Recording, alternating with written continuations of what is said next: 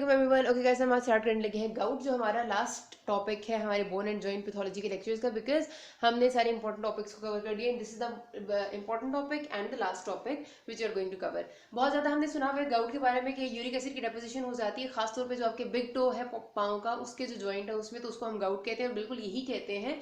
Gout यही होता है कि आपका जो हाइपर यूरिसीमिया की कंडीशन बॉडी में जब होगी, जब यूरिक एसिड के लेवल्स बॉडी में या प्लाज्मा में बढ़ जाएंगे, उसके रिजल्ट में वो हमारे जॉइंट्स में डिपॉजिट होने लग जाता है। और सबसे कॉमनली इन्वॉल्व जॉइंट आपका बिग टो का जॉइंट होता है, जिसको आप कहते हैं मेटाकार्पोफेलेंजियल जॉइंट, ठीक है, सॉरी मेटाटार्सोफेलेंजियल जॉइंट पाँव का है। तो उसको इन्वॉल्वमेंट मोस्ट कॉमन होती है एंड एज अ रिजल्ट वहां पर जॉइंट की इन्फ्लेमेशन होती है, जिसको गाउट कहते हैं। अभी क्या सिलसिला है, क्यों गाउट हो जाता है, उसकी हम बात करते हैं।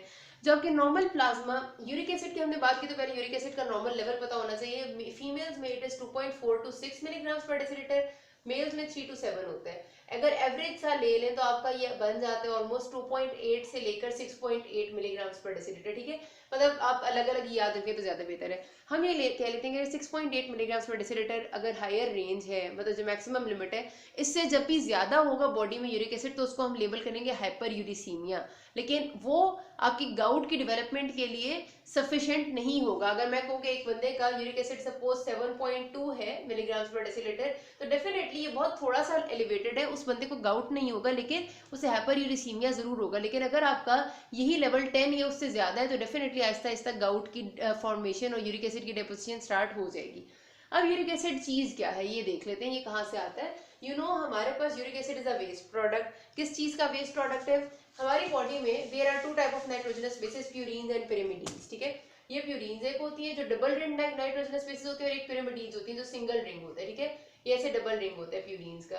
ये जो डबल रिंग नाइट्रोजनस बेसिस है, ये बनी हुई होती है नाइट्रोजन, ऑक्सीजन और हाइड्रोजन से मिलके। और ये प्यूरीन्स बहुत में आती है हमारे पास एडेनिन और गुआनिन। और ये बहुत सारी जगहों पर नाइट्रोजनस बेसिस इस्तेमाल हो रही होती है। फॉर एग्जाम्पल आपका पूरा डीएनए जितना स्ट्रक्चर होता है वो सारा का सारा प्यूरीन से बना होता है।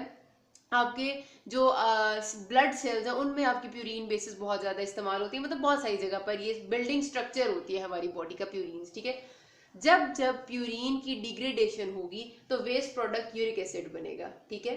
तो आपका uric acid is basically the degradative product of purine. अब जरा सी पहले बात कर लेते हैं प्यूरीन के बारे में, ताकि हमें पता चले कि जब जब डेफिनेटली बॉडी में प्यूरीन ज्यादा होगी तब तब यूरिक एसिड ज्यादा हो जाएगा, क्योंकि प्यूरीन जितना ज्यादा होगी उतनी ही प्यूरीन डिग्रेड होगी, उतना ही यूरिक एसिड ज्यादा बन जाएगा।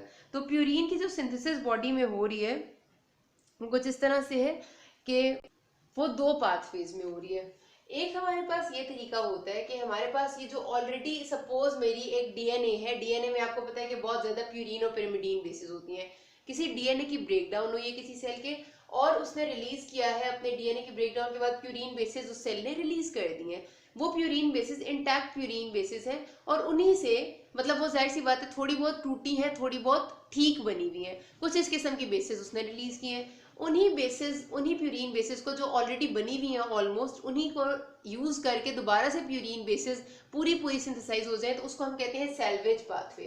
सैल्वेज पाथवे वो पाथवे होता है जिसमें पूरा का पूरा एक स्ट्रक्चर नया नहीं बनाना पड़ा, बना बनाया एक स्ट्रक्चर था। मतलब समझ लिया एक बिल्डिंग की एक जो स्केच था, एक बिल्डिंग की बेसिक इमारत थी वो खड़ी हुई थी, हमने सिर्फ उसके ऊपर पेंट कर दिया, ये आप समझ ले। तो सैल्वेज पाथवे ये होता है कि प्यूरीन की एक पूरी बेस हमारे पास होती है, हम उसको थोड़ा सा बेहतर कर लेते हैं और बिल्कुल ठीक कर लेते हैं, ये सैल्वेज पाथवे होता है। इसमें आपका या तो ऑलरेडी जो डिग्रेडेटिव प्रोडक्ट्स ऑफ प्यूरीन है वो इस्तेमाल होते हैं, या फिर आपकी डाइट में जो प्यूरीन आ रही है जो ऑलरेडी बनी बनाई है वो इस्तेमाल होती है।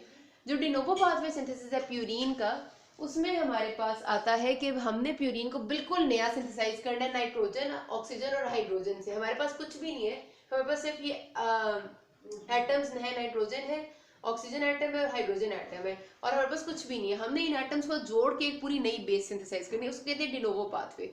ये दोनों पाथवेज हैं जिससे प्यूरीन सिंथेसाइज हो रही है। अगर किसी भी एक पाथवे में प्रॉब्लम आती है और ज्यादा प्यूरीन सिंथेसाइज हो रही होती है, तो डेफिनेटली उसकी डिग्रेडेशन भी ज्यादा होगी, यूरिक एसिड ज्यादा बनेगा, ठीक है।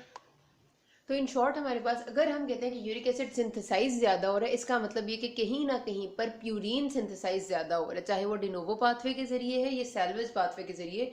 प्यूरीन ज्यादा होगा तो यूरिक एसिड भी ज्यादा हो जाएगा, ठीक है। दूसरा प्रॉब्लम क्या हो सकता है कि हो सकता है कि हमारे पास जो यूरिक एसिड है उसकी एक्सक्रीशन सही नहीं हो रही, ठीक है। अब यूरिक एसिड की एक्सक्रीशन किस तरह सही नहीं हो सकती? नॉर्मल एक्सक्रीशन यूरिक एसिड की होती है कि ये जाता है हमारे ब्लड में जो प्रेजेंट होता है यूरिक एसिड वो किडनीज में जाएगा। किडनीज में आपको पता है कि हमारे पास वी हैव ग्लोमेरुलर फिल्ट्रेशन, उस ग्लोमेरुलर फिल्ट्रेशन में फिल्टर हो जाता है और आ जाता है रीनल ट्यूब्यूल्स में। रीनल ट्यूब्यूल्स में प्रॉक्सिमल कन्वर्टेड ट्यूब्यूल में ये दोबारा रीअब्जॉर्ब हो जाता है ब्लड में। उसके बाद ब्लड इसे लेकर आता है डिस्टल कन्वर्टेड ट्यूब्यूल के पास और डिस्टल कन्वर्टेड ट्यूब्यूल डीसीटी में आकर ये दोबारा से सिक्रीट होता है इनटू द यूरिन और इस तरह से ये यूरिन में एक्सक्रीट आउट हो जाए। अगर सिक्रीशन में कहीं प्रॉब्लम है, जो कि हो सकता है कि कहीं पर हमारे पास कोई किडनी इशू हो, कोई सेकेंडरीली कोई मेम्ब्रेन ट्रांसपोर्टर्स में प्रॉब्लम हो, कुछ भी हो सकता है, कोई ब्लड की पीएच में प्रॉब्लम हो कहीं पर भी जिसकी वजह से इसकी एक्सक्रीशन सही हो रही, तब भी हमारे पास यूरिक एसिड की एक्सक्रीशन ज्यादा हो जाती है। यूरिक एसिड को हमने डिवाइड किया दो टाइप्स में, प्राइमरी सेकेंडरी, डिपेंडिंग अपॉन के अगर उसकी सिर्फ और सिर्फ हमें मिल रही है जो यूरिक एसिड के की बेसिस पे एबनॉर्मेलिटी है, हमें कोई और मसला नहीं, कोई किडनी का मसला नहीं, कोई प्यूरिन का मसला नहीं है, लेकिन सिर्फ यूरिक एसिड का मसला है तो उसको हम प्राइमरी गाउट कहेंगे, और दूसरे किसी और मसले से एसोसिएटेड है तो सेकेंडरी गाउट। प्राइमरी गाउट में यूरिक एसिड की एक्सक्रीशन कम क्यों होती है, सिर्फ यूरिक एसिड के मसले की वजह से, ये बात अभी तक हमें नहीं पता, इट इज इडियोपैथिक, ठीक है, कि हम कहते हैं कि एक्सक्रीशन जो है वो होनी है किडनी से। अब किडनी में इशू हो तो बात तो समझ आती है, तो वो तो सेकेंडरी गाउट होगा, लेकिन यूरिक एसिड में कोई ऐसा मसला हो कि वो एक्सक्रीट कम होना शुरू हो जाए, ऐसी कोई बात अभी तक हमने एस्टेब्लिश्ड पड़ी नहीं है, और डिक्रीज एक्सक्रीशन की वजह से जो प्रॉब्लम आती है उसको हम कहते हैं कि इडियोपैथिक प्राइमरी गाउट है, कि पता नहीं कोई वजह समझ नहीं आ रही लेकिन फिर भी uric acid normal excrete out नहीं हो रहा, कोई मेम्ब्रेन ट्रांसपोर्टर का मसला नहीं है, कोई किडनी का मसला नहीं, फिर भी यूरिक एसिड एक्सक्रीट नहीं हो रहा, तो this is idiopathic. Over production of uric acid कब होती है? ओवर प्रोडक्शन तब होगी हमारे पास कि हमारे पास ये एक एंजाइम है hypoxanthine guanine phosphoribosyl transferase, HGPRT, बड़ा इंपॉर्टेंट एंजाइम है। इसका काम ये होता है कि हमारे पास जो मैंने कहा ना डीएनए टूटेगा तो प्यूरिन प्रोडक्ट्स रिलीज होंगे, वो प्यूरिन प्रोडक्ट नॉर्मली क्या होता है सैल्वेज पाथवे में चले जाते हैं और नया प्यूरिन बन जाता है, ठीक हो गया। तो उसके लिए जो एंजाइम इन्वॉल्व होता है ना वो HGPRT होता है, जो उसको डिग्रेडेटिव प्रोडक्ट्स ऑफ प्यूरिन को लेके जाता है सैल्वेज पाथवे में और दोबारा प्यूरिन बनवा देता है। अगर हमारे पास कोई ऐसा सिलसिला हो कि ये एंजाइम पार्शियली डेफिशिएंट है इनहेरिटेडली, ये वाला पाथवे रुक जाएगा, ठीक है, सैल्वेज पाथवे में नहीं जाएंगे। As a result purine products को क्या होगा, डायरेक्टली चले जाएंगे डिग्रेडेशन में इनटू यूरिक एसिड, और जब ये डायरेक्ट डिग्रेड होने लग जाएंगे यूरिक एसिड में तो डेफिनेटली यूरिक एसिड की प्रोडक्शन ज्यादा हो जाती है। अब इसमें हमें और कोई एबनॉर्मेलिटी नहीं मिलेगी, कोई भी मसला नहीं है, ना प्यूरिन का कोई मसला ना कुछ, सिर्फ और सिर्फ एक एंजाइम डेफिशिएंट है जिसने सैल्वेज पाथवे करना था और उसकी वजह से यूरिक एसिड ज्यादा बनने लग गया। As a result this is primary gout, जो कि होगा इंक्रीज प्रोडक्शन या over production of uric acid की वजह से। अब हमारे पास सेकेंडरी गाउट क्यों हो जाता है? सेकेंडरी गाउट की भी यही दो बातें कि या तो प्रोडक्शन इंक्रीज होगी या एक्सक्रीशन कम होगी। अब हमारे पास जो इंक्रीज प्रोडक्शन होगी वो खुद सोचेंगे, सपोज हमारे पास मैंने कहा कि यूरिक एसिड प्रोड्यूस होता है जब प्यूरिन डिग्रेड होता है, कोई भी ऐसी कंडीशन जो प्यूरिन को ज्यादा डिग्रेड कर रही है, क्या कर रहा होता है, सपोज हमारे पास जब सेल्स की डिस्ट्रक्शन स्टार्ट हो जाती है, ठीक है, रैपिड सेल लाइसिस, किसी भी कैंसर में क्या हो रहा होता है, सेलुलर नेक्रोसिस हो रहा होता है बहुत ज्यादा तेजी से, और वो सेलुलर नेक्रोसिस तेजी से सेल्स को डिग्रेड करता है, जितने सेल डिग्रेड होंगे उतने सेल के अंदर डीएनए होगा, उतना डीएनए डिग्रेड होगा, जितना डीएनए डिग्रेड होगा उतना ज्यादा प्यूरिन बनेगा और उतने ज्यादा प्यूरिन डिग्रेडेटिव प्रोडक्ट्स रिलीज होंगे और उतना ही प्यूरिन यूरिक एसिड में बनेगा। जाहिर सी बात है थोड़ा बहुत प्यूरिन सैल्वेज पाथवे में भी जाएगा, लेकिन जब बहुत ज्यादा सेल्स डिस्ट्रक्ट होते हैं ना तो डेफिनेटली बहुत ज्यादा प्यूरिन डिग्रेडेटिव प्रोडक्ट्स होते हैं, वो सारे सैल्वेज पाथवे में नहीं जा सकते, उनसे यूरिक एसिड बनता है, तो यूरिक एसिड की ओवर प्रोडक्शन हो जाती है, ठीक है। Secondary to cancer, secondary to rapid cell destruction, उसमें ये सेकेंडरी आएगा, ठीक है। और हमारे पास डिक्रीज्ड एक्सक्रीशन कब होती है सेकेंडरी? किसी भी किडनी इशू में, किडनी डिजीज होती है आपकी, ब्लड पीएच इश्यूज होंगे, उन सब में आपका जो एक्सक्रीशन है वो एबनॉर्मल हो जाती है यूरिक एसिड की, तो उसको हम सेकेंडरी गाउट कहते हैं। ये बातें आपसे पूछते होते हैं इसलिए याद रखना है आपने, ठीक है। अच्छा, अब हम देख लेते हैं कि पाथवे के जो यूरिक एसिड है, हमने देख लिया कि अब इन शॉर्ट वो बॉडी में ज्यादा हो गया है, और वो बॉडी में ज्यादा हो गया तो वो करेगा क्या प्रोसेस, मतलब इन्फ्लेमेशन किस तरह से करता है जॉइंट्स की। जब यूरिक एसिड ज्यादा होगा, ये सारा पाथवे मैंने लिख दिया बहुत आसान से, यूरिक एसिड ज्यादा होता है जाके जॉइंट्स में डिपॉजिट होता है, जॉइंट में डिपॉजिट होता है तो वहां पर डेफिनेटली जॉइंट के सेल्स देखते हैं कि कोई यार फॉरेन बॉडी आएगी या कोई एक्स्ट्रा चीज आ गई, फौरी तौर पे वहां के साइटोकाइंस एक्टिवेट होते हैं, साइटोकाइंस क्या करेंगे, वहां इन्फ्लेमेशन कराएंगे, इन्फ्लेमेशन के रिजल्ट में वहां पर व्हाइट सेल्स को बुलाया जाएगा, न्यूट्रोफिल्स को, मोनोसाइट्स को, यही होते हैं ना आपके व्हाइट सेल्स, ये वाइट सेल्स क्या करेंगे, न्यूट्रोफिल्स और मोनोसाइट्स का क्या काम होता है कि ये किसी भी एंटीजन को इनगल्फ कर लेते हैं, ठीक है। जब ये न्यूट्रोफिल्स और मोनोसाइट्स आएंगे तो ये अपने अंदर यूरिक एसिड को इनगल्फ करने की कोशिश करेंगे। इनगल्फ जब करेंगे और इनके अंदर यूरिक एसिड के क्रिस्टल्स चले जाएंगे तो इनके अंदर सेल मेम्ब्रेन को पता चलेगा कि यार ये तो कोई बड़ी खतरनाक चीज आ गई। सपोज ये मेरा न्यूट्रोफिल है और ये यूरिक एसिड क्रिस्टल इसके अंदर है, ये इसकी सेल मेम्ब्रेन देखेगी कि तो बड़ी कोई खतरनाक चीज है। वो सेल मेम्ब्रेन में से इसकी रिलीज होता है हमारे पास एक चीज जिसको हम कहते हैं इन्फ्लेमोसोम, ठीक है। ये इन्फ्लेमोसोम क्या करती है, ये इन्फ्लेमोसोम बाहर आएगी और बाहर आके कैस्पेजेस को एक्टिवेट करेगी, जो एक और आपकी सिग्नल ट्रांसडक्शन प्रोटीन्स है जो कि आपके मजीद इंटरल्यूकिन्स को एक्टिवेट करेंगे, क्योंकि उसको ये महसूस होगा कि भाई ये जो हमारे पास न्यूट्रोफिल्स और मोनोसाइट्स अभी आए हैं जिन्होंने यूरिक एसिड को अंदर तो कर लिया है, लेकिन उसे लगेगा कि यार ये चीज़ तो बहुत ज़्यादा है और ये न्यूट्रोफिल्स और मोनोसाइट्स कम है, ये इसका मुकाबला नहीं कर सकते, तो हमें मजीद फौज की ज़रूरत है। और मजीद फौज को बुलाने के लिए कैस्पेसिस को एक्टिवेट करेगी जो इंटरल्यूकिन 1 को एक्टिवेट करेगा मेनली, और इंटरल्यूकिन और बहुत सारे और भी इंटरल्यूकिन्स होते हैं, और ये इंटरल्यूकिन्स मजीद ल्यूकोसाइट्स को बुला लेंगे, मोनोसाइट्स न्यूट्रोफिल्स को।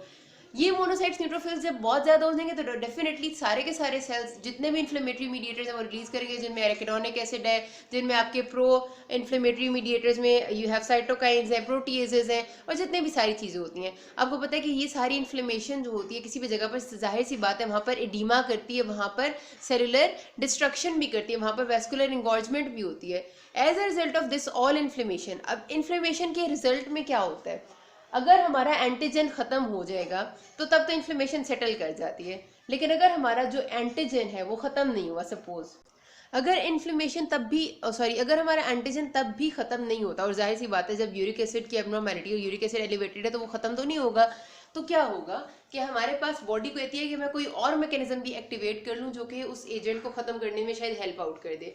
अब वो दूसरा मैकेनिज्म क्या होगा कि कॉम्प्लीमेंट सिस्टम को एक्टिवेट किया जाता है, ठीक है, हमारा कॉम्प्लीमेंट सिस्टम आ जाता है।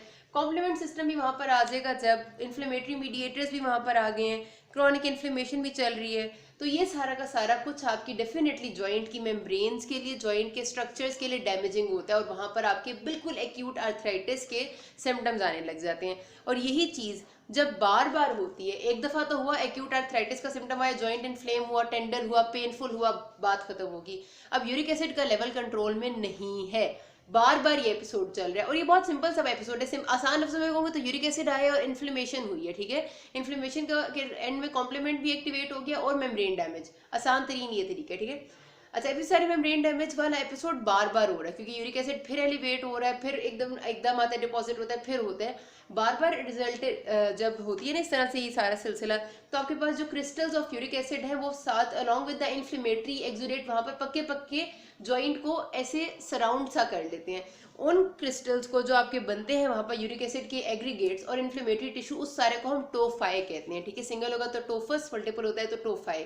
वो टोफाई सिर्फ आपके क्रिस्टल्स नहीं होते, उसके साथ इन्फ्लेमेटरी डेब्रिस भी शामिल होता है, और ये सारा का सारा सिलसिला आपका गाउट कर देता है। अगर मैं बताऊं कि इसमें कुछ और भी फैक्टर्स इन्वॉल्व होते हैं तो आपकी बुक में लिखे हुए कि age of the patient, age ज़्यादा होने के साथ साथ इसका वो भी बढ़ता जाता है, इंसिडेंस भी। फिर कुछ लोगों में जेनेटिकली ये HGPRT जो हमारा एंजाइम था वो थोड़ा बहुत डेफिशिएंट होता है, वो लोग ज़्यादा प्रोन होते हैं।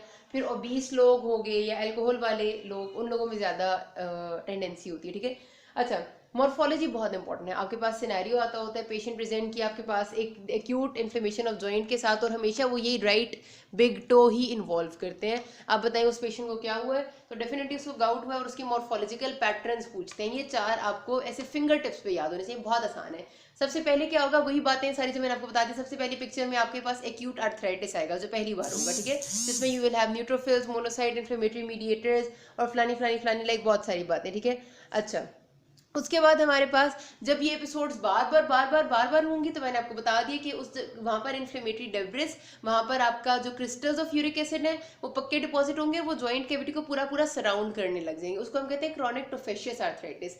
अब आहिस्ता आहिस्ता क्या हुआ, जॉइंट कैविटी से आगे भी बात चलेगी। जॉइंट कैविटी के अंदर जो आर्टिकुलर कार्टिलेज है, जो उसके आसपास लिगामेंट्स, जॉइंट्स और टेंडन्स है, वो सब भी टोफाई उनमें भी डिपॉजिट होने लग गया। इसको हम कहते हैं कि this is the pathognomonic sign for gout, के आपके जो टोफाई है यानी कि crystals of uric acid with inflammatory debris, वो जॉइंट कैविटी के साथ साथ उसके आसपास टेंडन, लिगामेंट, हर चीज में डिपॉजिट हो रहे हैं, ठीक है। This is pathognomonic. ये बात आपसे वाइवा और एमसीक्यू में भी पूछते हैं। एंड एंड में क्या होता है, जब बहुत ज्यादा यूरिक एसिड एलिवेट हो जाता है ना, तो वो ब्लड में भी इंक्रीज हो जाता है बहुत ज्यादा, और ब्लड में बहुत ज्यादा इंक्रीज होने की वजह से उसके क्रिस्टल्स ना सिर्फ जॉइंट में बल्कि आपकी किडनीज में डिपॉजिट होने लग जाते हैं, और किडनीज में डिपॉजिट होकर किडनी की मैल फंक्शनिंग करते हैं, उसको हम कहते हैं गाउटी नेफ्रोपैथी। तो आपका चौथी पिक्चर आपकी किडनी की एबनॉर्मेलिटी की आती है। ये बहुत ज्यादा इंपॉर्टेंट है, इसको मैं कहती हूँ फिंगर टिप्स पे आपके याद होना चाहिए, उतना ही आसान है और उतना ही इंपॉर्टेंट है। अब इसका डिजीज का क्लिनिकल कोर्स किस तरह से जाता है कि आपका जो एसिम्टोमेटिक शुरू के आपके अर्थराइटिस के एपिसोड हैं वो तो आपके शुरू में कभी कभार हो जाते हैं जवानी में, लेकिन जिसको बंदा ध्यान नहीं देता, ठीक है, थोड़ा बहुत जॉइंट इन्फ्लेम हो गया, थोड़ा दर्द हो गया, कोई गोली खा ली, गुजारा कर लिया, ध्यान नहीं दिया, आहिस्ता आहिस्ता आपका फिर एक टाइम आता है जिसको हम कहते हैं एसिम्टोमेटिक इंटरक्रिटिकल पीरियड, जिसमें बेसिकली पेशेंट को कोई सिम्टम्स नहीं होते, लेकिन आपका ये जो आर्थराइटिस का यूरिक एसिड का लेवल है वो मुसलसल बढ़ ही रहा होता है, और आखिर में इतना ज़्यादा डेवलप जब हो जाता है कि टोफाई की हद तक पहुंच जाते हैं, तब पेशेंट को सीवियर सिम्टम्स आते हैं और फिर एक्यूट अटैक्स भी बार बार होने लग जाते हैं। तो उसकी फिर हमारे पास ये होती है कि हमने ट्रीटमेंट पेशेंट को देनी है जिसमें हमने कॉज को एलिमिनेट करना है, और अगर कोई प्राइमरी कॉज है तो हमने पेशेंट की जो NSAIDs देनी है, और ऐसे जो कि आपके यूरिक एसिड का लेवल डिक्रीज करें वो ड्रग्स देनी है, ताकि हमारा पेशेंट की लाइफ क्वालिटी बेहतर हो सके। NSAIDs ज़्यादातर प्रिस्क्राइब की जाती हैं, ज़ैंथिन ऑक्सीडेज इनहिबिटर्स होते हैं, और भी दवाइयाँ होती हैं फार्मा में आपने पढ़ी थी जो देते हैं। यहाँ पर बात खत्म करते हैं, किसी को कोई मसला हो कि नास में। Thank you.